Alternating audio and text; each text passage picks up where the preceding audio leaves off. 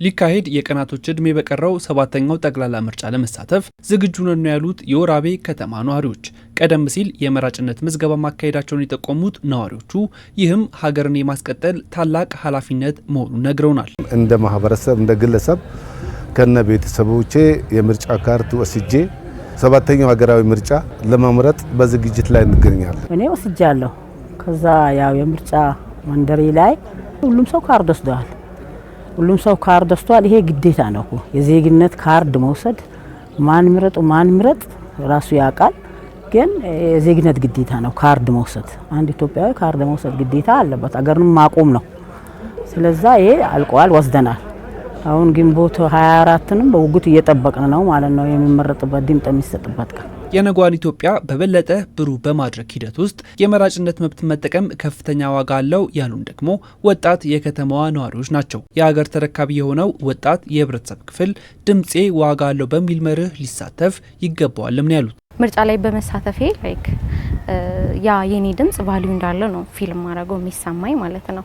ያ የኔ ምርጫ ወይ እኔ መመርጠው ነገር የኔ ድምጽ በጣም ትልቅ ቫልዩ እንዳለው ነገሮችን ሊቀይር እንደሚችል የነገ ኢትዮጵያ ሊገነባ እንደሚችል ምክንያቱም ምርጫ ሚንስ ይመለከተናል እኛም ማለት ነው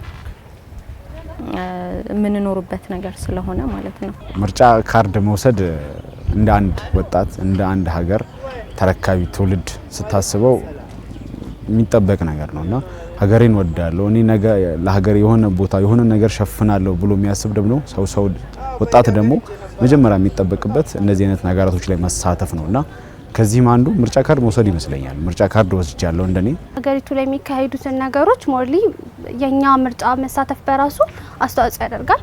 ሲቀጥል ደግሞ ለወጣቶች የትምህርት ኦር የስራ ዘርፍ ላይ የሚኖረውን እንትኖች ስለምናይበት ሲቀጥል ደግሞ የአንድ ወጣት ምርጫ ላይ መሳተፍ ሀገሪቱ ላይ ትልቅ ለውጥን ወይንም ደግሞ ትልቅ ዲሞክራሲ እንዲኖር ለማድረግ ያስችላል ማለት ነው። የፖለቲካ ፓርቲዎቹ ያቀረቧቸውን አማራጮች በመከታተል በግንቦት 24 ጠቅላላ ምርጫ በመራጭነት መሳተፍ ይገባልም ነው ያሉት። በዚህም ምርጫው ይመለከተኛል የሚል አቋም መያዛቸውንም አብራርተዋል። እንደ ከተማችን የተፎካካሪ ፓርቲዎችም እየቀሰቀሱ የህዝቡ በነጻነት የሚፈልገው ፓርቲ ለመምረጥ ተዘጋጅቷል። ዲሞክራሲ ልምምድን ከፍ ያደርጋል ሲባል አንደኛ ነገር እንዴት ነው አንድ ምርጫ ሲካሄድ ብዙ የፖለቲካ ፓርቲዎች ራሳቸውን ያስተዋውቃሉ አይደል?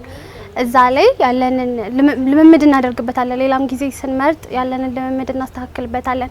ሲቀጥል ደግሞ ምን አይነት ምርጫዎች አሉት በራሱ የተለያዩ የፖለቲካ ፓርቲዎቹ ምን አይነት ምርጫዎች አሏቸው የሚለውን ሞር ኮንሲደር አድርገን እንተነርበታለን ማለት ነው። ልምድ እየወሰዱ ኤክስፒሪየንስ እየወሰድን ስለሆነ አሁን ባለንም ኃላፊነት ነገ ደግሞ ለተሻለ ቦታ ለመታጨት ከትንሹ ከዚህ ከምርጫ ካርድ ከመውሰድ ከመምረጥ ጋር ስለሆነ ወስደን ጨርሰናል። በዙሪያም እኔ ብቻ ሳይሆን በዙሪያም ያሉ ልጆች ወስደዋል። ሪስፖንሲብል ነኝ፣ ፓትሪዮቲክ ነኝ፣ እኔ የሀገር ተረካቢ ነኝ ብሎ የሚያስብ ወጣት ግዴታው ነው። ሁሉንም ኢሹ ይመለከታል። የኑሮ ውድነቱን፣ ፖሊሲውን፣ ኤቭሪቲንግ ማለት ነው የምንኖርበት ህይወት ስለሆነ ነገ የምንኖርበት ህይወት ስለሆነ ስለሚመለከት አንድ ወጣት ምርጫ መምረጥ አለበት ብዬ አስባለሁ። ድምጽ በመስጠት ለዲሞክራሲ ግንባታ አሻራን ማሳረፍ እንደሚገባም ተመላክቷል።